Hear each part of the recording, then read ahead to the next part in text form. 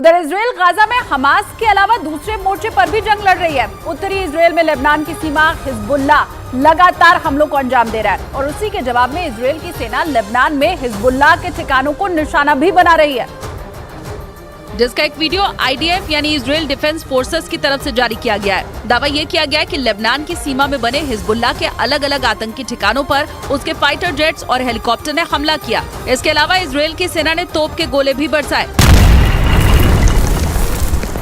IDF ने दावा किया कि उनके लड़ाकू विमान ने हिजबुल्लाह के एक फायरिंग स्क्वाड को मालकिया में निशाना बनाया, जो इजराइल की सीमा में हमला करने की फिराक में थे।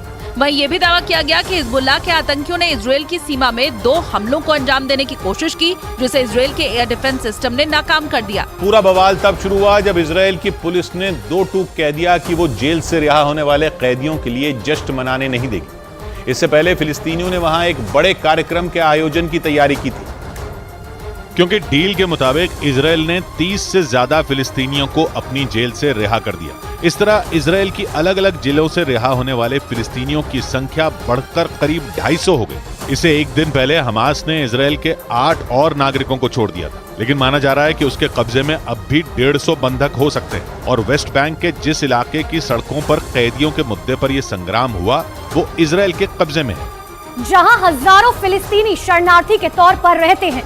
हालांकि इजराइल और हमास की जंग की शुरुआत के बाद से ही वहां तनाव बढ़ गया है। इजराइल की सेना अपने कब्जे वाले वेस्ट बैंक में लगातार छापेमारी कर रही है। उसे शक है कि गाजा पट्टी से भागे हमास के कई लड़ाके वहां छिपे हो सकते हैं, जिसके लिए इजराइल की सेना ने गाजा पट्टी के साथ ही वेस्ट बैंक के कई इलाकों की भी तलाशी शुरू कर दी है। जिसे देखते हुए फिलिस्तीन ने यह आरोप लगाना शुरू कर दिया कि इजराइल वहां भी जंग की तैयारी में है, क्योंकि फिलिस्तीन का आरोप है कि इजराइल की सेना वेस्ट बैंक के अलग अलग इलाकों में अपनी मौजूदगी बढ़ा रही है।